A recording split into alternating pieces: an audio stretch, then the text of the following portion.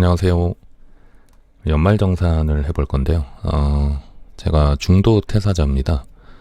작년 8월이죠. 네, 8월에 회사를 다니다가 중도 퇴사를 했어요. 그래서 종합소득세 신고를 해야 됩니다. 근데 제가 사업도 하고 있죠. 개인 사업. 그래서 일단은 중도 퇴사한 경우에 이 연말정산 등록을 어떻게 해야 되는지 한번 같이 해보면 좋을 것 같아요. 이 국세청 홈택스에 들어가시면은 근로소득 신고라고 있습니다. 근로소득 신고에 가서 이 중도퇴사자는 5월에 종합소득세 신고할 때 같이 하게 돼 있어요. 예전에 회사 다닐 때는 직장에서 대신 해주시죠. 근데 이제 지금은 회사를 다니고 있지 않기 때문에 작년 기준으로 회사에서 자료만 국세청에 등록을 하고 이 연말정산이 없는 거예요. 한마디로 직장인이 아닌 일반인이기 때문에 종합소득세 신고를 하셔야 된다, 이렇게 보시면 되고, 여기 보면 근로소득 신고에 들어가서 정기신고를 누르시면 이렇게 팝업이 떠요. 한번 읽어보면, 근로소득자가 정기신고하는 경우는 아래와 같습니다. 근로소득과 다른 소득, 사업, 연금, 기타 소득 등이 있는 경우 모두 체험신고, 단순 경비율 신고 또는 일반 신고 선택, 복수 근로소득을 합산하여 정산하지 않은 경우 및 공제 누락한 경우 근로소득 신고, 이렇게 되어 있습니다.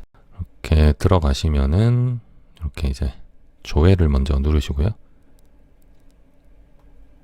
그리고 연말정산 불러오기 클릭, 이렇게 뜨고 저장 후 다음 이동 누르시면 저의 소득이 이렇게 나오겠죠. 그래서 제 소득이 작년에 퇴사 전까지 3,230이었어요.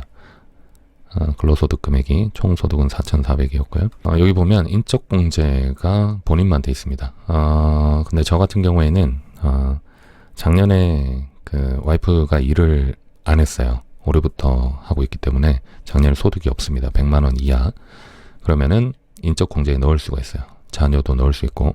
그러니까 배우자가 있으신 분들은 자녀도 있고, 배우자가 작년에 연말정산을 하지 않았다 그러면은 본인한테 올리실 수 있습니다. 연소득 100만 원 이하인 가족인 경우에. 지금 보면 부양가족 0명, 배우자 0명 이렇게 돼 있죠. 근데 이거를 수정하지 않고 그냥 산출세액을 보면 이렇게 많이 나와요. 161만 9,363원. 그러니까 근로소득이 있었던 거에 대해서 인적공제가 들어가지 않았기 때문에 제대로 이렇게 떠 있는데요. 161만 9,363원. 낼 돈 없습니다. 그래서 이 돈을 인적공제 등을 넣어서 줄여보도록 하겠습니다.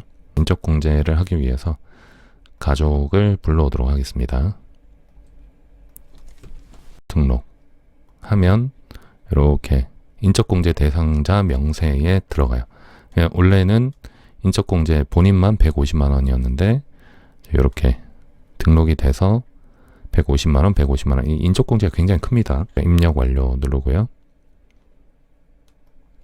이제 인적공제는 끝났고, 여기서부터 여기에 나와 있는 계산하기들 있죠. 이거를 일일이 다 등록을 해주셔야 돼요. 여기 보시면 116만 9,363원 그대로 있죠. 자, 그러면은 제일 위에 들어가서 국민연금은 어차피 제가 건드릴 수 없고, 주택임차 차입금.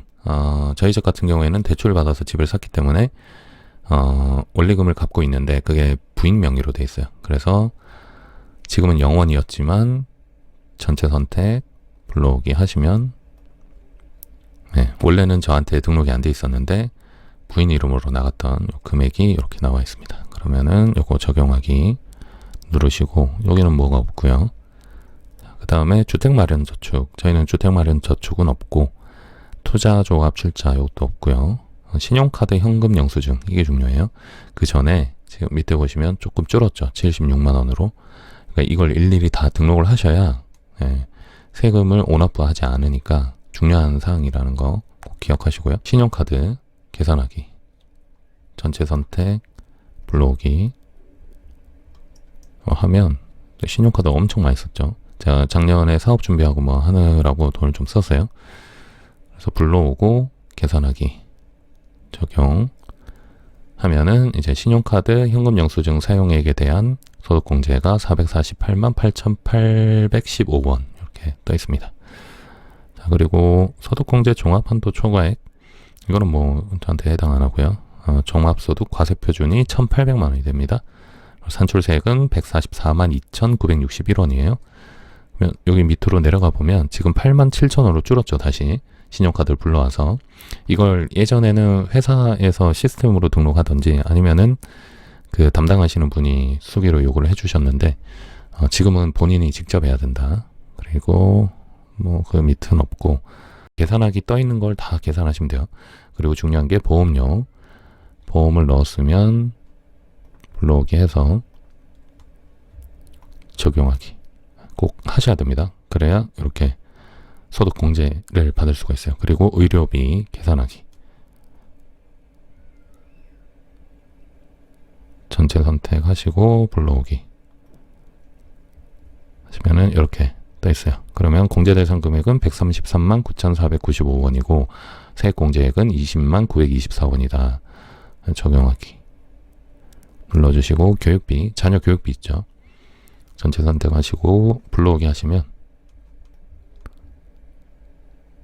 이렇게 들어가서 세액 공제액 19만 7,703원 적용하기 하신 다음에, 그래서 특별세액 공제 기회가 51만 8,627원입니다. 그렇게 해서 지금 보시면 결정세액이 24만 4,334원인데 원천징수 등 원천징수 영수증상의 결정세액 67만 5,939원, 차감 납부할 세액이 여기서 요거 뺀 거죠. 결정세액이 나는 24만 4,334원을 작년에 냈으면 되는데 원천징수를 해서 67만 5,939원을 냈기 때문에 43만 1,605원을 돌려받는다. 이렇게 보시면 됩니다. 이해 동의합니다. 누르시고요. 환급받을 계좌 입력하시면 됩니다. 이제 줄었죠. 100 몇십만 원을 내야 됐다가 환급받는 걸로 바뀌었죠. 종합소득세 43만 1,605원. 상세 내역 펼치기 하면 이렇게 됩니다. 종합소득 금액 3,230 몇만 원, 과세표준, 산출세액, 납부할 총세액, 이거는 환급이죠. 이렇게 돼서 계좌번호하고 동의합니다. 또 신고서 제출하기 누르시면은 이제 중도퇴사자의 종합소득세 신고가 끝납니다. 개인지방소득세는 별도 신고해야 합니다. 이렇게 돼 있죠. 이렇게 해서 세금이 내야 되는 거에서 놓치기 쉬운 인적공제를 하셨으면 이제 신고기한 내에 세금을 환급받을 수 있다. 이 내용 공유드렸습니다. 마치겠습니다.